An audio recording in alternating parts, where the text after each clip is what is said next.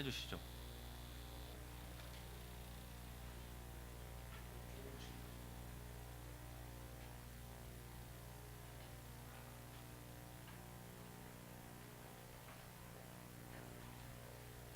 자, 그럼 시작을 하겠습니다. We will start the second part of morning session, and it is great pleasure and honor for introducing a very well-known doctor from the United States, Dr. Susan Chang. Now she is the professor and director of Division of Neuro-Oncology in UC San Francisco, and she is working with Dr. Mitchell Berger for the management of brain tumor patients in UC San Francisco. I will tell you briefly his career. He graduated from University of British Columbia, and she received the intern residency in internal medicine, and then a medical oncology fellow, and then she moved to United States to receive neuro-oncology fellowship in UC San Francisco. And she is now the professor of Department of Neurosurgery at UC San Francisco, and she is engaged in many kinds of basic and clinical research, and also as a member of editorial board and reviewers of very well-known international journal, including International Journal of Radiation Oncology, Biology and Physics, and Neuro-Oncology, and so on. Today, our topics are two. First one is about glioblastoma, and second one is low-grade glioma in adults. First, she will present both of two topics, and end of two topics we will have a discussion and question. Please, Susan.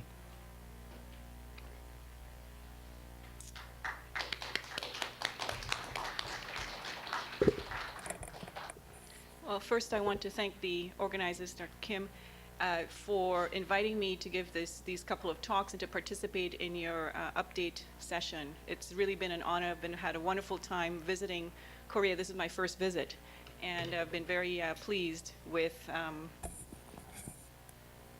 the chance to meet with everyone. So just to provide an outline of what I would like to review with you, an update on the management of glioblastoma with respect to diagnosis and imaging, its treatment modalities, and experimental approaches. This is sort of a classic case of what we deal with when a patient presents. A young and relatively young 57-year-old gentleman presents with a grand mal seizure with no real significant past history. The clinical examination at the time of evaluation is normal. And the next step is usually, after doing a detailed history and physical examination, is the imaging. We've had a wonderful review of imaging on brain tumors. I just wanted to sort of go over a little bit of where the advances are with respect to imaging for glioblastoma specifically. So we know that the T1 post-contrast gives us information about the integrity of the blood-brain barrier and the ability of the contrast material to leak or to have itself visualized on the MRI scan. So this is an example, a classic example of a glioblastoma with contrast enhancement. But we know that there is tumor heterogeneity. We know that there are tumors that are enhancing that are not necessarily high grade, as well as tumors that are non-enhancing that are not necessarily low grade. And we've already heard of some of the physiological functional imaging to try to address the heterogeneity and to understand better the biology of these tumors. So using either PET scan, diffusion-weighted imaging, perfusion imaging, and spectroscopy. This is the type of multivoxel spectroscopy that we're doing in our patients pretty much uniformly for all patients undergoing surgery, as well as patients on clinical trials. And I think that in addition to potentially looking at the grading of tumors, I think where spectroscopy may be the most helpful is determining the extent of the non-enhancing infiltrative tumor burden. And this is an example of a patient who had an extensive resection, but what you see left postoperatively are areas that spectroscopically suggest that there's tumor residual, and indeed those are the areas that enhance or develop progression. We've also heard about the possibility of using spectroscopy to define tumor progression from radiation necrosis, and I won't belabor that issue in terms of pseudoprogression. We've also seen how perfusion imaging can help us with tumors that are have high perfusion. We know that glioblastoma is one that has very high levels of blood vessels in it, and this is one parameter that we're hoping will be a good surrogate as we look at the biology of these tumors.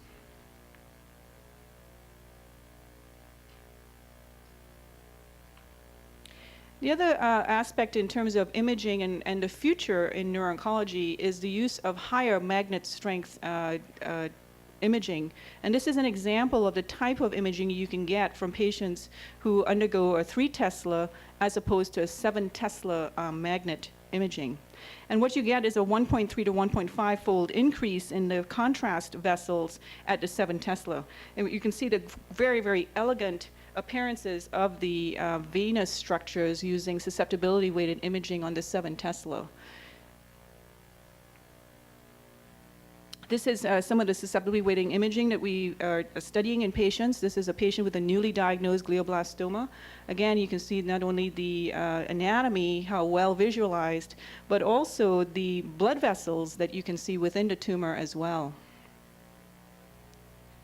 These are some of the cases that we are now doing in patients who've undergone radiation treatment, looking at imaging, looking at the susceptibility weighted abnormalities, and you can see here the multiple areas of susceptibility weighted abnormalities in a patient who's undergone radiation treatment. You can see the blood vessels going into the area of the tumor in terms of recruitment, and you can see the post traumatic or blood product changes on the 7 Tesla scans. So we're now tracking this information in our patients with glioblastoma, not only at the time of diagnosis, but subsequently to treatment. Now, finding a mass on the MRI scan is not specific to the tumor. There can be similar findings due to things like a stroke or multiple sclerosis, infection or abscess, or other inflammation in the brain. And ultimately, tissue analysis is necessary to establish a diagnosis. And the goals of surgery, just to outline, are not only to provide a diagnosis, but as we move forward to understanding the biology of these tumors, to provide the molecular cytogenetic analyses, such as was described in terms of methylated MGMT. You need tissue to be able to do that. We hopefully can help patients in terms of relieving increased intracranial pressure, improving symptoms, but ultimately I think what we all struggle with is, does the extent of resection improve survival? In other words, if you take a patient, you do an extensive resection, are you giving that patient an advantage in terms of survival? And surgery to extend survival in terms of cytoreduction is probably the most controversial. We all know that we need tissue to make a diagnosis and to do these molecular cytogenetics. But there really are no randomized trials to really address the question of extent of resection. Most of the non-randomized trials all suffer from the fact that the patients who undergo extensive resection are patients who could have an extensive resection. It doesn't necessarily mean that the actual surgery is what made the difference in terms of the outcome for those patients. There was a nice review by Dr. Berger in Journal of Neurosurgery looking at extent of resection from the literature, suggesting that there is a benefit to patients who have an extensive resection. But again, this is all retrospective without any prospective validation. Nevertheless, I think that the closest that we have in terms of malignant glioma and a role of extensive resection was published by Stumer et al. And what they looked at was the use of this fluorescence-guided surgery with 5-ALA for resection of malignant glioma. And what they found was the use of ALA helped with the more extensive resection in patients, but they also found that when you look at this cohort of patients looking at a very, very prospectively acquired data about extent of resection, that there seemed to be a benefit.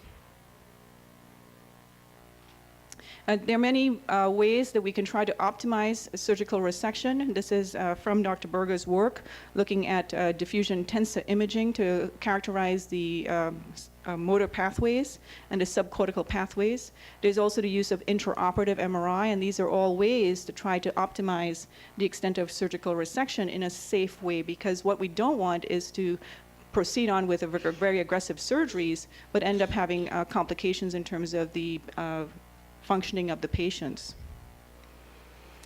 So glioblastoma, once we have a diagnosis, we know what we're facing here with managing that patient. It is one of the most aggressive tumors. The average survival is still only 12 to 15 months. And if you look at what histologically, you can understand that these are very mitotically active.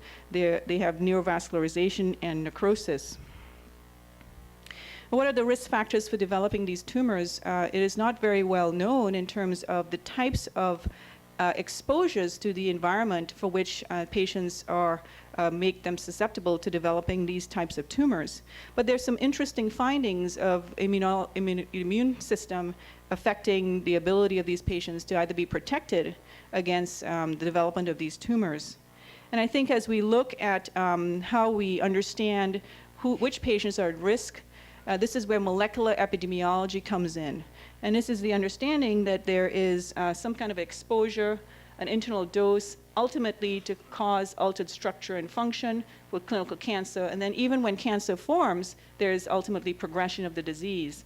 And if we can understand using genetics, genomics, and biomarkers about what are the characteristics that would suggest that these patients are at more risk, there is possibility for intervention of opportunities. And a number of the epidemiological studies, this now has to be done from multiple centers so that we can gather as much information in terms of the biology of the patient's own makeup, in terms of their potential genetic makeup, not necessarily what's happening within the tumor. And how do gliomas form? There is a big debate about whether these tumors form from dedifferentiated mature glia as opposed to stem cells. So there's a lot of literature now about stem cells. Every paper you read, there's information about this population of stem cells, which we think might be very important for why our treatments aren't working. The reason is because if we're not targeting the stem cell population, those cells have a chance to continue to grow. And so understanding stem cell biology is critical as we think about how we develop new treatments for our patients. So we know that there are 3 germinal centers in the adult human brain, the subventricular zone, the dentate gyrus, and the subcortical white matter. And there's information that this particular zone that's been described by Dr. Sinai and Dr. Berger, again, is the largest germinal center, and it functions as self-renewing multipotent neural stem cells. There are many similarities of neural stem cells and gliomas. These tumors, as well as these stem cells, are very motile because they're invasive. They have a diversity of progeny. There's a robust proliferative potential, association with blood vessels and white matter tracts. And probably more importantly, when you look at the biology, the developmental signaling pathways and immature expression profiles are seen both in the stem cells as well in the tumor cells. So we are learning about the stem cell component of these tumors, but we also believe that, of course, cancer is a genetic disease, and tumors are thought to arise as a result of a sequential abnormalities and genetic alterations, either by amplification of oncogenes or inhibition of tumor suppressor genes. And the specific alterations that have been found in astrocytic tumors include p53 pathways, the RB pathway, PTEN, and EGFR. And as we move forward to understanding how these types of genetic abnormalities impart the ability of these tumors to form aggressive cancer, I think that's one way that we'll be able to hopefully target these particular pathways. Wanted to review the fact that this is now where we're at with glioblastoma. The human genome has been fully characterized, and the National Cancer Institute felt that the next step to understanding cancer is to develop a comprehensive cancer genome atlas the first tumor that they chose to characterize fully is glioblastoma. And this is the first paper of many, I suspect, that will be coming out that will describe the types of genetic alterations that have been seen looking at glioblastoma patients. And ultimately, we hope that this type of information, such as seen here with the types of high focal amplifications, as well as the homozygous deletions that have been described from this paper, will give us insight into the biology. Now, what about prognostic factors for glioblastoma? So we know that a patient with a glioblastoma, if we took 100 patients, they don't all live the same. There's a number of factors such as the age of the patient, the performance status, how aggressive we can be in terms of surgical treatments, but also the molecular and cytogenetic markers that make up the tumor. And as we compile this prospectively, hopefully we'll be able to guide how we counsel our patients in terms of not only the expectation for their outcome, but also the types of treatment that we want to offer them. Now, when we come to the next step after patients had surgery, radiation therapy has been shown to prolong survival compared to surgery alone or surgery and chemotherapy. And focal radiation fields encompass the tumor and usually a 2-centimeter margin around the tumor to a dose of 6,000 centigrade, given usually in about 180 to 200 centigrade fraction size. We don't use whole brain radiation therapy standardly unless patients have multifocal disease or disease that's involving multiple hemispheres. There have been a lot of work that have tried to say that if radiation works, then more might be better. And if you look at the data suggesting about using focal radiation treatments at high doses, for example, using radiosurgery or permanent brachytherapy or temporary brachytherapy delivering intratumoral radiation treatment, we really have not seen a survival advantage. Accelerated radiotherapy has also not resulted in improved survival. More recently, the use of intensity modulated radiation therapy, where we can focus high doses to the tumor and spare as much normal brain as possible, I think those studies are still pending in terms of the benefit of using this type of intensely modulated radiation treatment. But probably I think where the future or where the advances will be made is better understanding where tumor is. Currently, we use, as was described, a T1 post-contrast and FLAIR imaging. But if that is not really giving us information about the full extent of the tumor, then perhaps we're missing the mark. And this is where a lot of trials now are trying to incorporate some of the physiological imaging you heard about this morning with radiation treatment to better target where tumor actually lies within the patient. What about chemotherapy? So the role of chemotherapy continues to be defined. It can be used, when you think about it, with radiation treatment or after radiation. And it's clear that there's limitations with the effects of surgery and radiation alone for this type of disease. At the time of recurrence, classically, chemotherapy is used mainly because you can't go back and take out more tumor because of eloquent cortex, and usually because with radiation treatments, you're going to be causing a lot of radiation necrosis potentially and damage to the normal tissue. The limitations of chemotherapy that have been clear is how do we get enough drug directly into the tumor itself at a concentration that's going to work? And what about resistance mechanisms that develop within the tumor? And we heard a little bit about that this morning in terms of methylated MGMT, but also the systemic side effects of our treatment also limit how much dose and how much drug we can give. Now, temozolomide is this imidazotretazine agent is an alkylating agent that physiologically converts to MTIC, and this has been probably the first agent in the last 25 years that has been approved for glioblastoma. And this is the type of responses we initially saw when we treated patients with temozolomide. This is a patient with a recurrent anaplastic astrocytoma. We gave 2 cycles of temozolomide, and you can see the dramatic decrease in enhancement. This is a cytotoxic drug, so as we heard this morning in terms of endpoints, response rate would suggest that this is a patient who has a response to the therapy itself.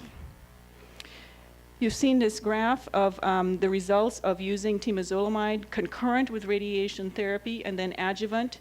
and you can see the improvement of overall survival. It is statistically significant, but if you look at what the results are, we still have a long way to go in terms of improving the outcome of our patients. We've heard about the MGMT enzyme and the importance of this particular marker as a way to develop prognostic information for our patients.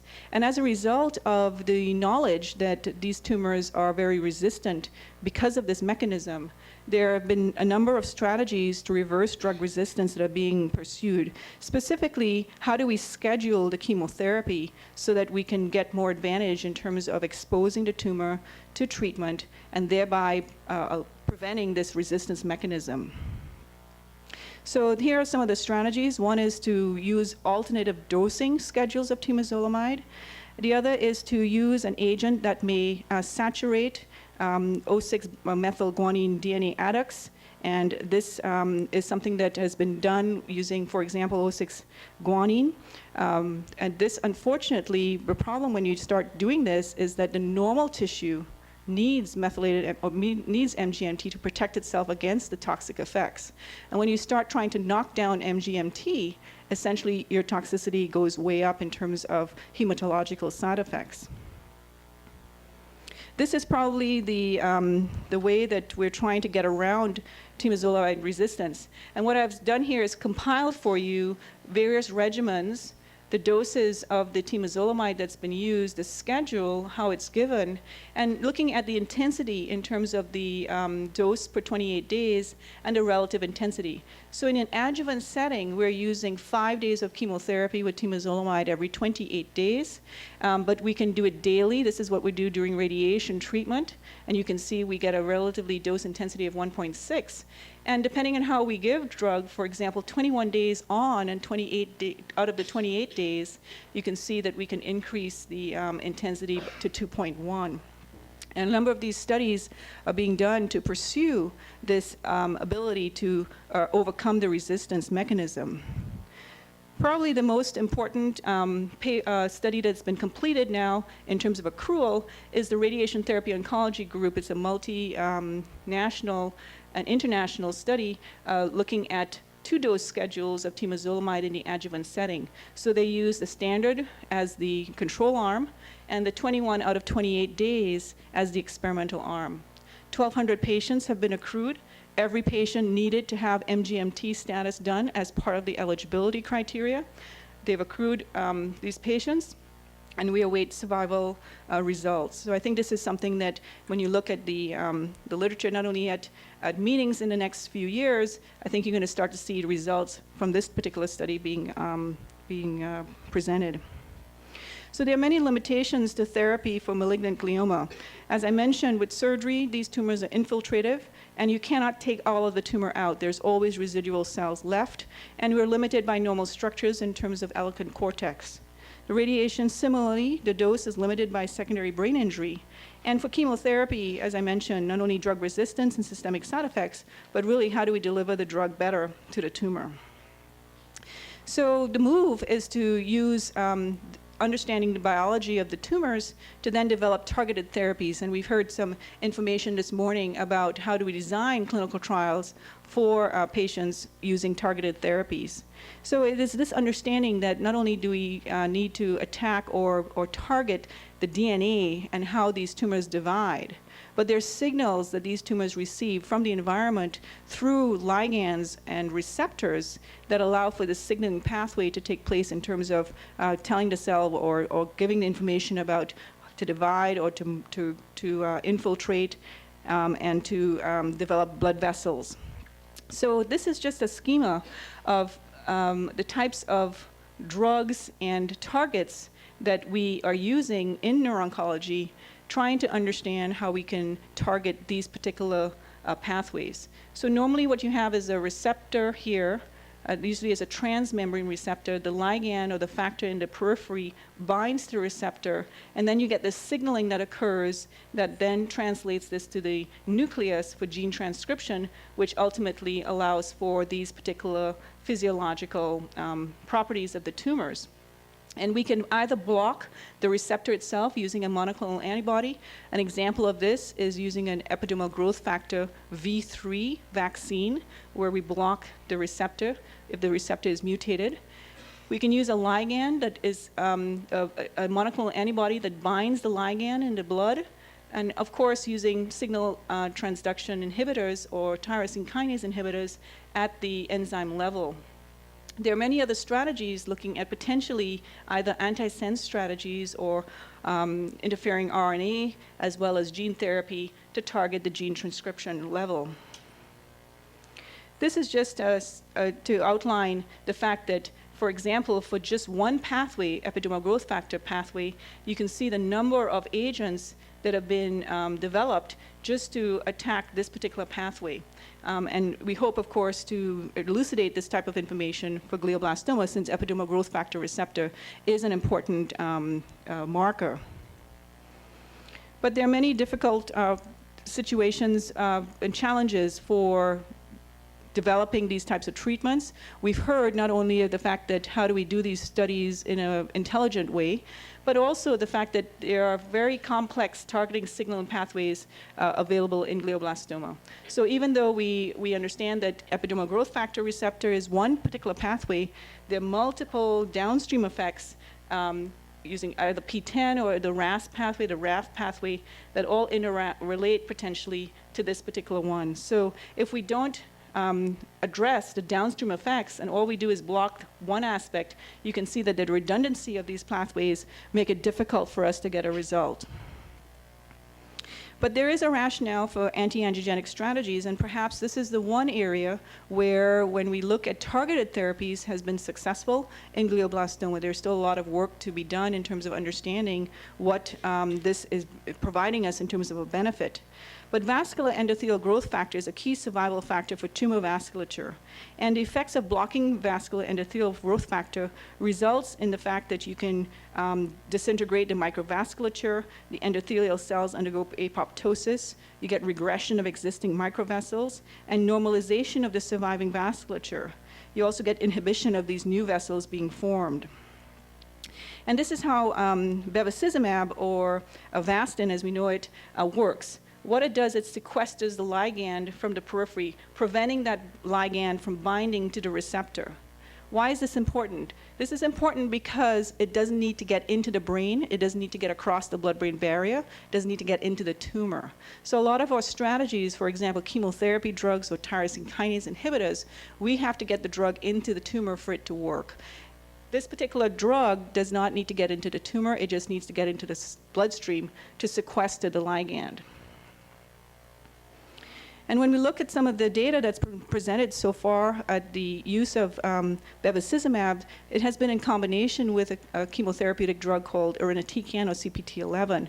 This was the first one looking at glioblastoma, and you can see that compared to temozolomide in terms of response rates, quite dramatic improvement in response rates, but also what has been found is the extension of 6-month progression-free survival. This is a compilation of the bevacizumab studies that have been published in terms of prospective phase 2 studies.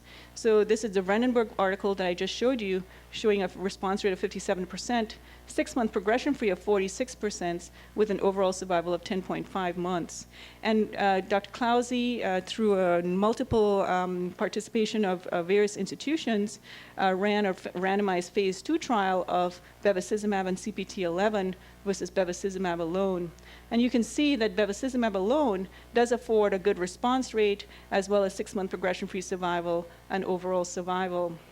This is the most recent article that came out in the Journal of Clinical Oncology last month, looking at 48 patients, and you can see very similar experiences in terms of the response rates and 6-month progression-free survival.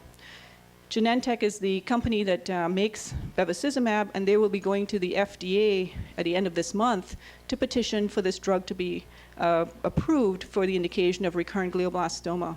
It is now approved for colon cancer, breast cancer, and lung cancer. So if this drug gets approved, it will be the second drug in 25 years that we now have to help with our patients with this disease. So what are the toxicities of using anti-angiogenic strategies? The first, of course, we worry about is stroke or intracranial hemorrhage, because in the colon cancer literature, these patients did develop not only disease, hemorrhaging within the tumor, but also some patients develop intracranial hemorrhage. And so, of course, since all patients all have intracranial disease, the worry is that is the incidence of intracranial hemorrhage going to be higher in our patient population? And so far, all the phase 2 studies have shown that this is a relatively safe treatment. But what we have to make sure is that we look at the pre-treatment MRI scan to make sure there's no acute hemorrhage. So this is something we do when we screen our patients before we give them bevacizumab. Hypertension is classic for this type of drug. Every patient almost has to go into some type of antihypertensive treatment.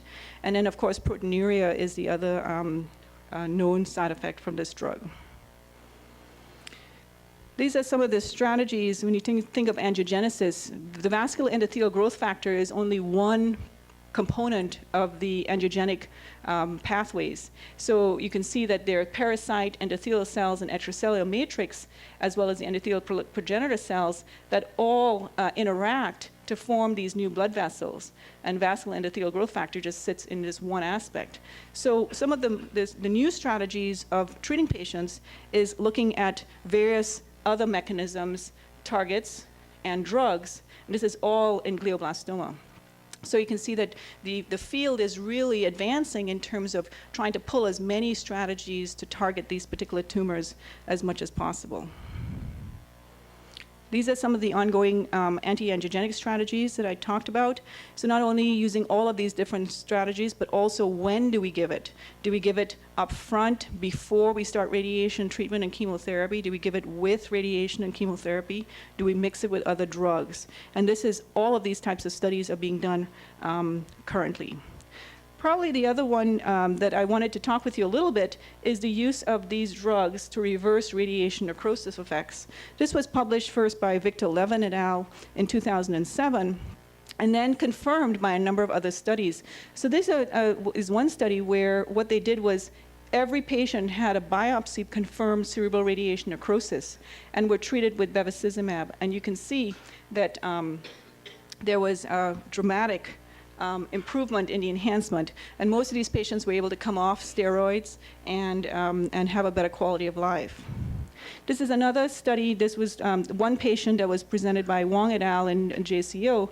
This is a patient who had nasopharyngeal carcinoma and got radiation therapy. So this patient didn't even have an intracranial tumor and developed radiation necrosis of the temporal lobe, treated with bevacizumab, and you can see the improvement. This patient also was able to come off steroids. So we're going to see a number of trials and other studies where, for example, in patients who have radiosurgery for metastases, where bevacizumab may be used if patients undergo a lot of radiation necrosis. There are many strategies to improve delivery of drugs into the brain, and this is just some of the ways that we can do that. This is to circumvent the blood-brain barrier. You can actually directly inject drug into the brain itself. You can give it intra-arterially. You can put wafers into the brain itself, or you can use convection-enhanced delivery. And I just want to speak a little bit about interstitial treatments. These are the chemotherapy impregnated biodegradable wafers, for example. There's radiation that can be delivered, either using antibodies or Gliosite, which is a device to treat with radiation. It's basically brachytherapy. And then injecting novel agents directly into the brain.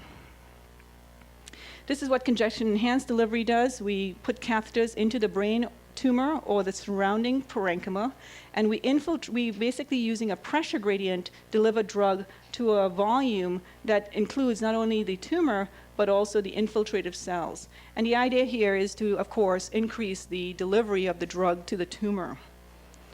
There are a number of studies using this particular mechanism of delivery, using either chemotherapy drugs. For example, Dr. Z. Ram from Israel has looked at paclitaxel.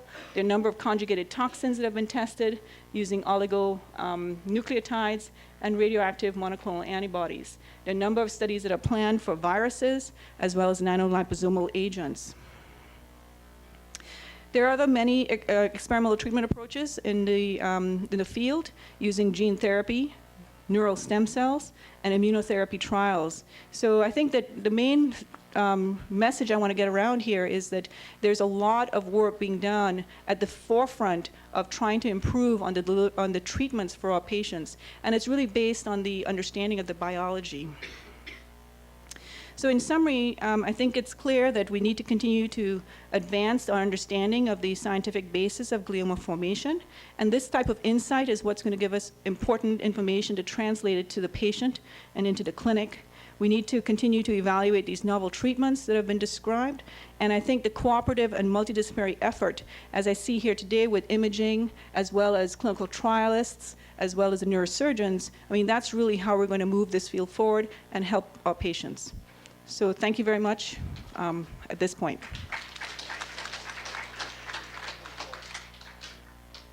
Go on, next Okay. topic.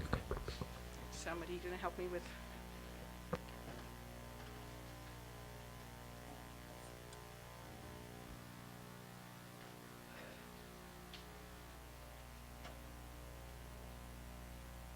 Look right.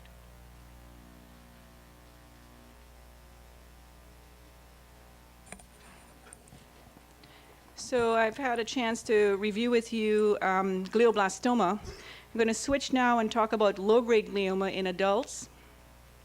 And these are some of the topics that we're going to review. The definition, so what does the low-grade glioma mean? The epidemiology, pathology, some of the clinical presentation and diagnosis, and the treatment strategies, as well as prognosis. So when we talk about low-grade glioma, first thing to understand is that this is a heterogeneous group of tumors. They include both grade 1, which are non-infiltrative tumors, and grade 2. And histological subtypes range from astrocytoma, oligodendroglioma, mixed tumors, ependymoma, and choroid plexus papilloma. For the low-grade glioma tumors that are grade 1, these are non-infiltrative, and the histological subtypes you can see range from the typical juvenile pilocytic astrocytoma to pleomorphic xanthoastrocytoma, the DNETs or dysembryoplastic neuroepithelial tumors, ganglioglioma, and subependymoma. Since these are rare in adults, I will not be reviewing this in the presentation. For grade 2 tumors, most low-grade glioma in adults are grade 2. And the incidence is about 2,000 per year, and this is opposed to about 10,000 glioblastoma per year. So it is about a third as common as glioblastoma. The main subtypes include astrocytoma, oligodendroglioma, and mixed tumors. Less common are the ependymoma and rarely choroid plexus papilloma. And as such, what I'm going to talk about are the main subtypes with the astrocytic and oligodendroglial tumors. Now, in terms of the age group for which this occurs, it's usually in the 20 to 45 year age group. The median age of diagnosis is 35 years, as opposed to in the 50s for patients with glioblastoma. There is an incidence of higher incidence in Caucasians as opposed to African Americans. And there are no clear risk factors for developing these tumors, although genetic syndromes such as NF1 as well as Li-Fraumeni allow these patients to be at higher risk. The pathological classification includes various criteria such as cellularity, nuclear and cytoplasmic pleomorphism, mitotic activity, endothelial proliferation, and necrosis. But for astrocytoma grade 2, it is important to note that although these tumors have low cellularity and minimal pleomorphism, there is no mitotic activity, and endothelial proliferation and necrosis are absent. For the gammasticitic variant, large gammastocytes are scattered throughout the tumor. And this is a change. If you look at the literature about 15, 20 years ago, gammastocytic tumors were thought to be grade 3 and actually were categorized as grade 3. And currently in the new classification, it is a grade 2. Other thing to note is that for oligodendroglioma grade 2, mitoses are allowed. So this is very, very important when pathologist looks at this information to not just automatically grade oligodendroglioma because it has mitoses as a grade 3 tumor.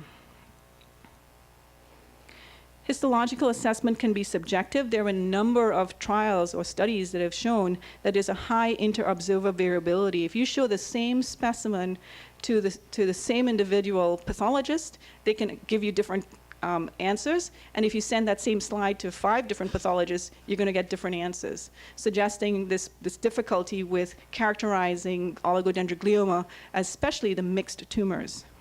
The GFAP staining, or glial fibrillary acidic protein, is characteristic for neoplastic astrocytes, but there isn't a very good marker for oligodendroglioma.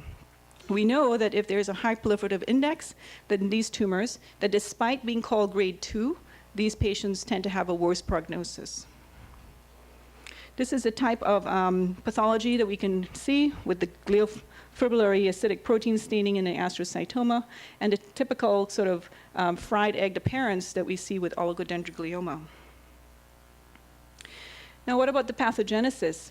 There have been some recent advances in the molecular classification that have identified subsets of glioma. So for example, in astrocytoma grade 2, you can see various mutations of tumor suppressor genes in about 65%, especially in the p53 gene.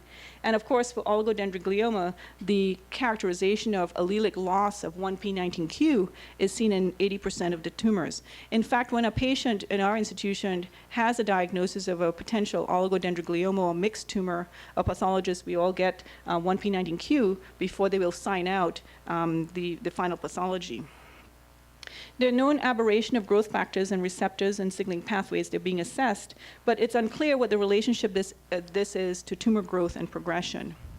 As we learn more about epigenetics, in other words, not only about the content of the DNA or the abnormalities within the chromosomes, but how are those genes regulated in terms of being silenced by methylation, for example, what we're finding is that even though in low-grade glioma, classically, there aren't amplifications and deletions of genes or chromosomes, what we are finding is that there are epigenetic or methylated abnormalities. And this is an example where methylation of P10, which as I described to you in the last talk, is an important parameter for glioblastoma.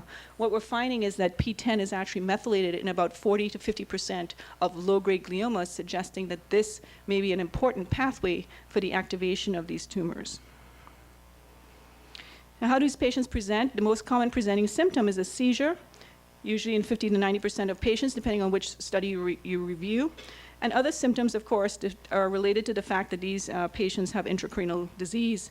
The imaging characteristics, when you look at MRI scan, they're usually bright on T2 and lack enhancement. So this is a classic appearance of a low-grade glioma where you, on the T1 post-contrast, you really don't see any abnormality, and on the T2, you can see clearly the abnormality. But the definitive diagnosis of low-grade glioma requires pathological analysis. So the assumption that a patient who has a non-enhancing tumor has a low-grade glioma, we know, is in error a third of the time. So you cannot use just the MRI scan to say that this is a low-grade glioma. The types of physiological imaging techniques have already been described today. I just want to show you some examples of where we are looking, for example, at diffusion-weighted imaging and ADC to help us. So this is an example of oligodendroglioma and astrocytoma. These are both infiltrating tumors, and that's a definition of a grade 2 or higher astrocytic tumor or glioma. And you can see that the infiltrating brain with intact neuronal structures, suggesting that there's less tissue disruption and release of intracellular fluids, as opposed to astrocytoma, where there may be more tissue disruption. We've seen what diffusion-weighted imaging tells us about. This is telling us about the ability of water molecules to move freely within the brain. So for example, if you have a water molecule in the cerebrospinal fluid, this moves very, very much, and you get this type of measure in terms of the movement, as opposed to the white matter, where there's limited movement, and an infarct, where there's real restriction of the tissue. So what this tells us is that we can use diffusion-weighted imaging to help guide the types of characteristics. And this is some information about low-grade glioma using this particular parameter, showing us that the changes in oligodendroglioma as opposed to astrocytoma can be very different when you look at the ADC map.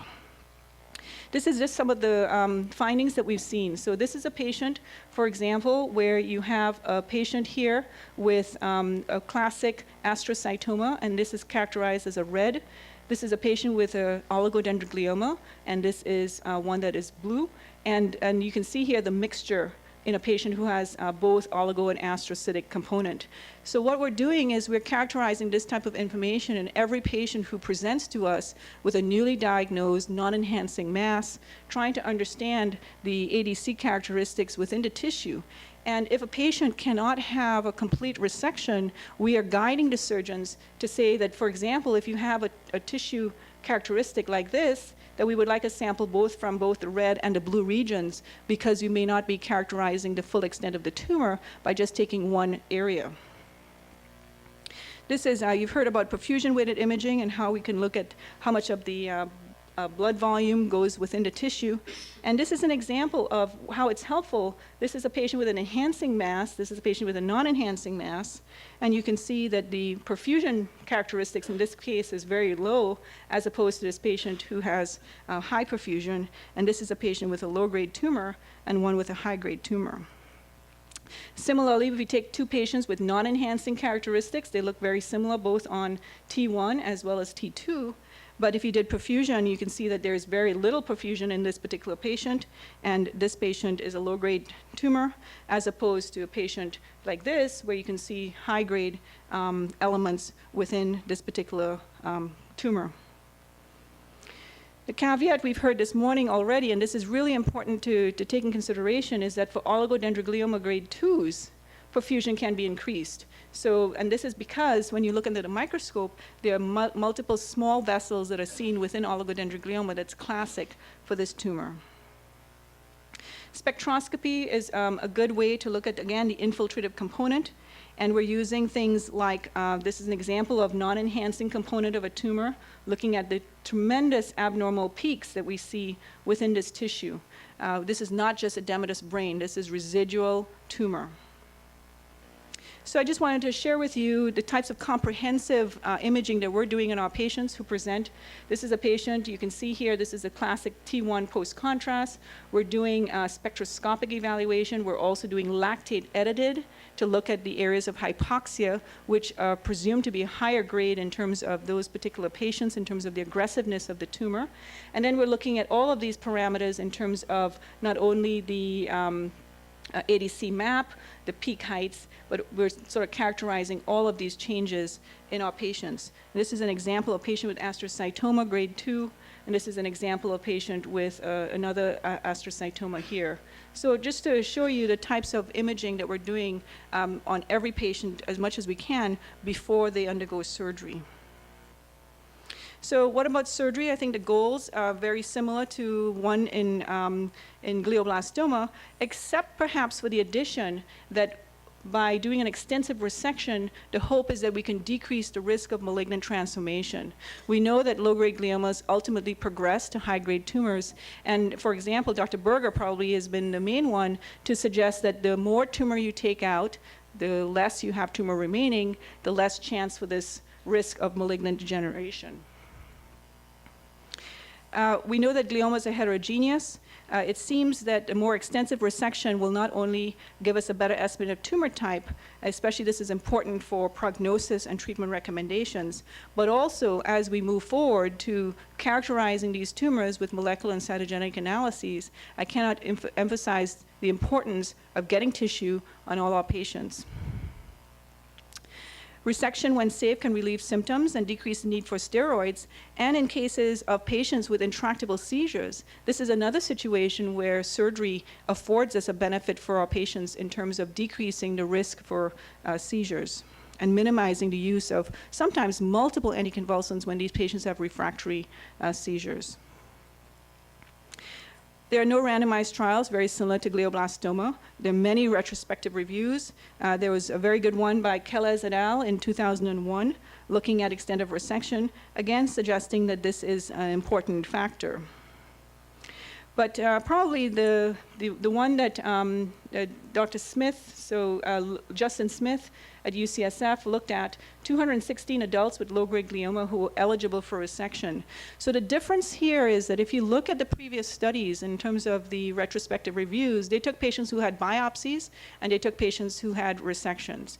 Well, we know that some patients who have biopsies can't have a resection, so it's not appropriate to ask the question in those patients, if you took out more tumor, would you help those patients? So what we did was we started off saying, we want patients patients who could have a resection to start off, and then looked at the degree of resection as a volumetric extent of resection and volume of residual disease in these patients to try to address that as best we can, given the fact that we don't have a randomized trial to really address it. And what was found was that the greater extent of resection did predict improved outcome, supporting the role of maximal resection when possible. And this is sort of the graphs from that particular paper showing the differences in outcome for patients based not only on the extent of resection, but also the residual disease. There's a very important paper that was published by Dr. Ed Shaw et al., and this is using the RTOG 9802 study. This study was a two-arm group. So for patients who had low-grade glioma, for which the surgeons felt they did a gross total resection, and if they were less than 40 years old, those patients were followed only. Patients who were older than 40 years old or who had anything but a resection, gross total resection, went on to get randomization to radiation alone or radiation and chemotherapy. And what Dr. Shaw has done is published on this basically this cohort of patients who were supposedly underwent a gross total resection as reported by the neurosurgeon. And what he found is that, and this is very important in terms of historical information as we discuss prognosis with our patients, that the 5-year overall survival was very good, but look at the progression-free survival at 5 years. 50% of patients progressed by 5 years in this group of what we think is a very good risk group of patients. They all have grade 2 tumors. But what they found was that tumor size, if it was greater than 4 centimeters, if there was astrocytoma dominant, and there was more than a centimeter of residual tumor post-op, that all of those things were important to predict early progression. Now, when it comes to radiation treatment, the critical questions in radiation therapy for low-grade glioma is, what's the right dose? When should we give it? And what about the benefit of tumor control versus risk of toxicity? In other words, a therapeutic index. And the role of radiation has really been clarified by 3 randomized trials. So the first one was the EORTC study looking at high dose versus low dose radiation therapy.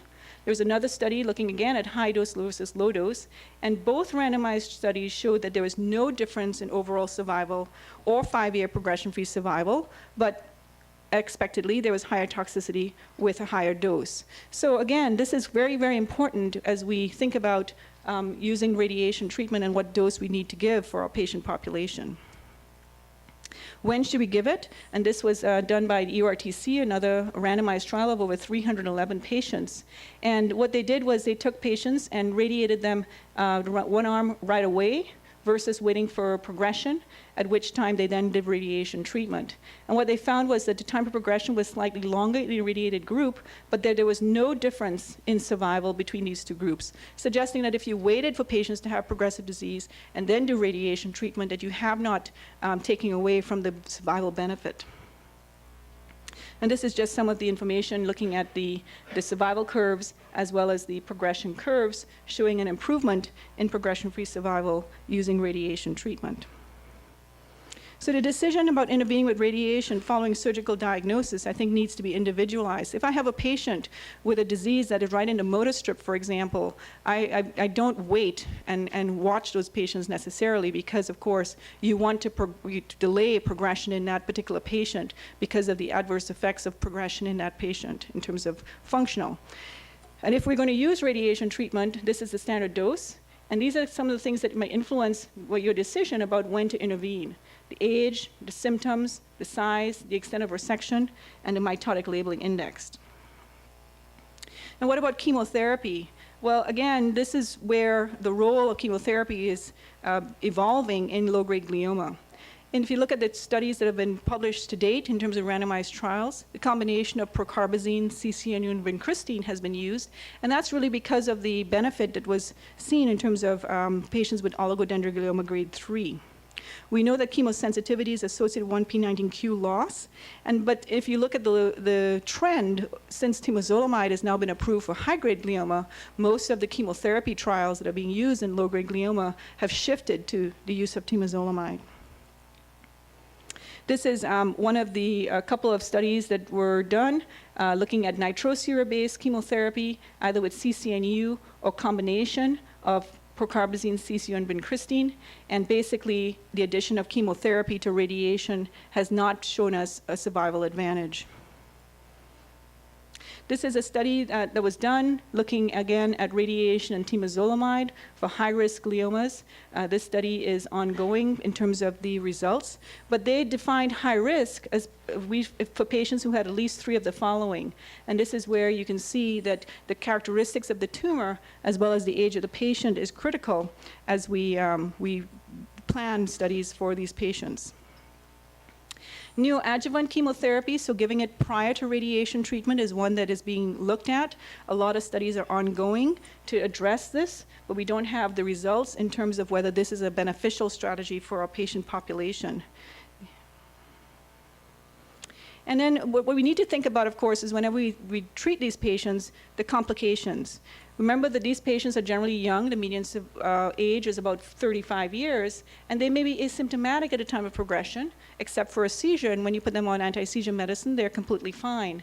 There are well-known myelotoxic effects of chemotherapy, and we know that radiation can have an adverse effect on their cognitive function.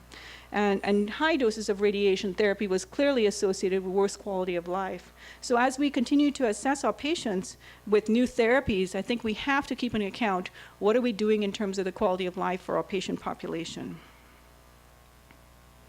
At the time of recurrence, this is very difficult because many patients will progress to a higher grade tumor.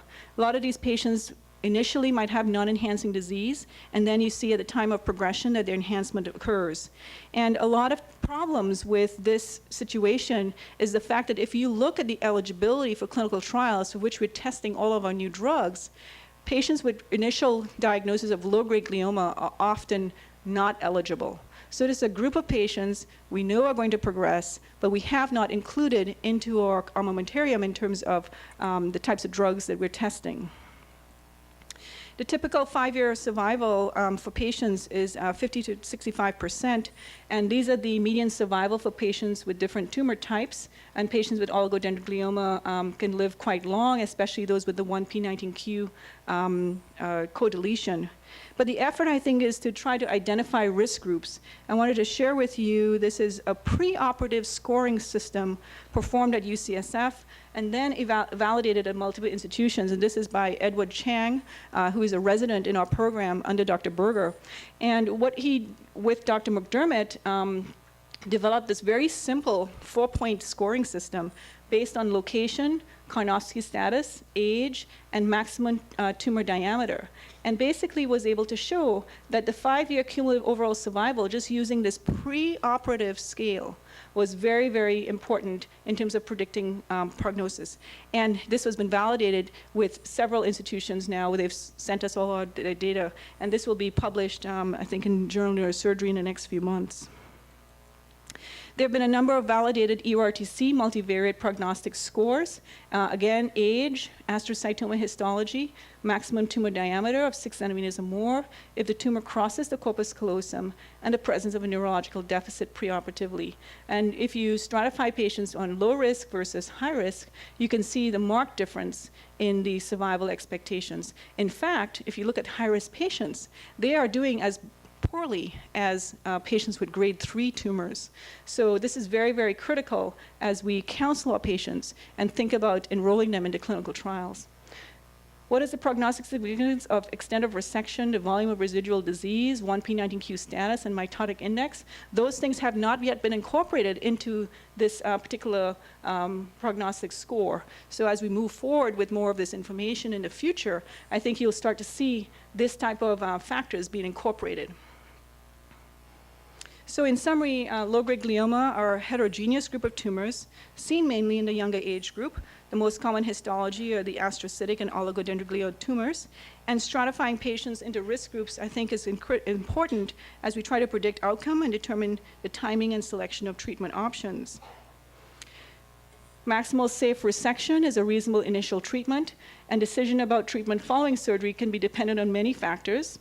If we're going to use radiation treatment, there's no advantage to giving higher dose. And we still don't understand completely the role of chemotherapy in our patient population with low-grade glioma. Because most patients will survive at least 7 years, they are at risk for long-term effects of treatment. And as we move forward, I think trying to improve the methods for which we assess their long-term cognitive and functional assessment is going to be important for this particular population. So thank you very much for your attention. I think we might have a few minutes for questions. Question and comments from the floor. Any question or comment?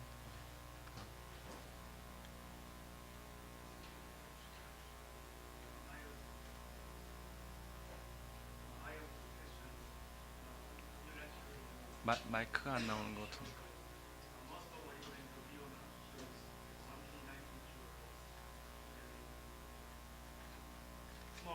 Some small group doesn't show that kind of abnormality.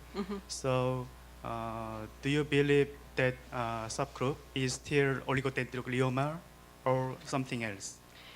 Well, I think that that's a very good question, because if you look at the definition of even grade 3 tumors, it's moving away from whether it's astrocytic or oligodendroglial. They're now saying, is it 1p19q co-deleted or not? So a lot of our pathologists, if they look at the, in a classic oligodendroglioma, if you look at the concordance of what the histological appearance of a classic oligodendroglioma is and 1p19q co-deletion, it's almost 100%. So it's usually the tumors that don't quite look like oligo that are the ones that don't have 1p19q co-deletion. And I think that the definition of the pathological evaluation is going to move from what the histology is to some of these more driven cytogenetic types of abnormalities. So I think you're right. I think that, that's a different definition of a low-grade glioma. Is it 1p19q co-deleted or not? Thank you. And the second question is, in your lecture you showed the extent of resection is very important for, especially in patients with low-grade glioma. So I think the intraoperative MR imaging can be a very valuable tool. So is it a routine practice in your clinical setting or not? So, you know that classically for the surgeon, there's the preoperative imaging using Stealth or Brain Lab to characterize the tissue or the imaging prior to surgery. We do have an intraoperative MRI at UCSF, and I think it's used primarily in that indication where the surgeons are not completely sure about the extent of resection. And, but if you look at validation of use of intraoperative MRI and has that help patients in terms of outcome, I don't think that's been done. So it's still not clear that it gives us a certain advantage over the technical expertise and the ability of the surgeon to do an extensive resection. So is it routine, or so you apply the modality in every tumor patients or selectively? Selectively. It's not routine. And I think it depends too. I mean, if it's a right frontal tumor, I don't think you need it for a right frontal tumor. And for the patients with eloquent disease, you have to go by still the functional tissue. So your limitations of surgery is not just because you can see the tumor and take it out. That's never been the issue. It's really, how do you do this in a way that still does not cause the patient to have any sort of residual deficit? So that's where I think the things like the preoperative physiological imaging, the diffusion tensor imaging looking at subcortical tracts, awake craniotomy with language mapping, those things I think are more critical to helping the surgeon to do as extensive a resection as possible, because you're keeping in mind the functional tissue. If all you do is the intraoperative MRI and chase after residual flare, you're going to damage the patient, you're going to hurt the patient potentially. So there has to be a balance. Thank you. Thank you. Yes. I have two questions. The first one is Cancer Genome Project. Your institute contribute much for the Cancer Genome Project for the glioblastoma. Sorry, have we, or has it contributed much? Your institute, UCSF. Oh, yes. So the Cancer Genome Project that started off, they did a retrospective polling of all the tissues from various institutions. The problem with doing that approach is that you may not have all the clinical data. Some of the patients actually were not newly diagnosed. They were recurrent. And so what we have done is approach the TCGA network and encourage them to acquire tissue samples on patients prospectively. So we are responsible at UCSF for providing that tissue. And the other difficulty, if they actually screened about more than 500 tumor samples, but only had 200 and something that were actually any good, because when you go back to your tissue banks, you might have necrosis, you might have tissue that's not in very good quality. So now what we're doing is that every patient who comes into UCSF with a presumed glioblastoma, and you can tell that sort of from the imaging, those patients, we acquire tissue. The pathologist, you have to get at least, I think it's 100 milligrams of tissue to be sent, because they split it up and do all these analyses. And if those patients have adequate tissue, then those patients are enrolled into TCGA. We consent those patients when they come back to our clinic. We get all the prospective data in terms of their clinical information. And so we are participating currently in a new evaluation of patients prospectively. So do you have any information about the prognostic factors or genetic signatures which can be used in the personalized treatment in the glioblastoma? So do you have any information? I'm sorry, I didn't hear the last sentence. So prognostic information that's going to help with, Genetic signatures right, for their personalized treatment. personalized. I'm yes, sorry, yes, I against didn't the hear that word. glioblastoma, Yeah. yeah. Well, I think that's where the new buzz is. So we went from translational medicine a few years ago now to everything is personalized medicine.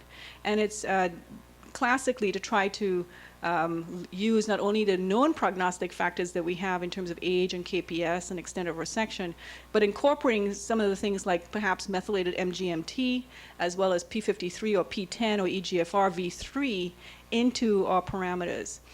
Probably the strongest one so far has been by Phillips and Aldapi. And Aldapi used to be at UCSF, he's now at MD Anderson, but he looked at a cohort of patients at UCSF, and they've been able to characterize genomic profiling of glioblastoma patients, and I've identified genes that are in the proneural versus mesenchymal characteristics that seem to be important for identifying patients at higher risk versus those who are not at high risk. The problem with that data right now is that that was in the temozolomide pre-bevacizumab era. And so how do we apply that information currently to our patient population who are going to get temozolomide and probably bevacizumab, and whether that's a valid breakdown in terms of prognosis, I think needs to be addressed. The last question is about the bevacizumab. Yes? Although the bevacizumab has a good response rate, however, the overall survival is not so good as expected, and rather they provoke the invasion of tumors. Right. What is your opinion in the bevacizumab in the future? So I think that the mechanisms by which these tumors resist bevacizumab is one that needs further exploration. If you look at some of the work that's done in the laboratory, we know that the angiogenic switch and the invasive component of the tumor seem to be sort of work against each other. And when you block angiogenesis, you may be upregulating invasion in these tumors. We've seen that the characteristics of recurrence in patients on bevacizumab seems to be different. They don't develop necessarily an enhancing component. What they develop is this extensive multifocal flare. And so I think that that's probably why we're not necessarily getting a benefit in terms of survival advantage. The strategies of combining an anti-angiogenic drug with an anti-invasive drug is really where we need to go. So we need to understand the different compartments of the biology of the tumor and try to attack it in as many ways as possible to try to get the benefit. But I think that's the kind of studies you're going to be seeing in the future, is this combination of strategies. Thank you very much. Thank you. Last question, Professor Hong. Please make a short and please make a short answer. Sure. Two questions. Two What is your therapeutic Always two questions. chemotherapy guideline in old-aged patients? Older patients? And second question is, what is the role of the older generation chemotherapy, such as BCNU, CCNU, PCB? So for older patients, just because they're old, I don't treat them necessarily any differently. If they have good KPS and they have good organ function, in fact, our clinical trials don't segregate out an upper limit. Now, Stoop did. The paper that he presented was only up to 70. But we don't make that cutoff. We treat every patient once they're well enough to be treated. I think there's a lot of data that suggests that just going by their age alone, because chronologically people have different biology in terms of their age, so I think that seems right. And then the second question you asked was about the other agents. So we still use nitrosourea. We may not use it right away, so temozolomide is what they use, and then we may use bevacizumab, but we still do use CCNU. And there was a protocol where Dr. Howard Fine used CCNU as his control arm. He actually got some responses and not too bad a result. So I think it's still in our armamentarium, but we need to do better. I think we need to do more. Okay, thank you very much. Nice presentation and question and answer. Thank you Dr. very much Chang for and your all attention. participants. We'll close this session.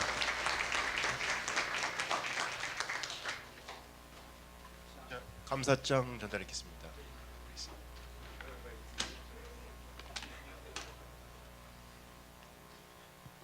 제가 대신 대독하겠습니다. Susan Marina Chang, MD, Professor, Department of Urological Surgery, University of California, San Francisco. On behalf of the Department of Neurosurgery, Seoul National University College of Medicine, I take up great pleasure in presenting you this letter of appreciation in acknowledgement of your lectures. Recent advances in the management of glioblastoma multiforme and management of low-grade glioma in the adults, given to the audiences of Neurosurgery Update 2009 on March 7, 2009. Dong-Gyu Kim, Chairman of the Department of Neurosurgery, Seoul National University College of Medicine.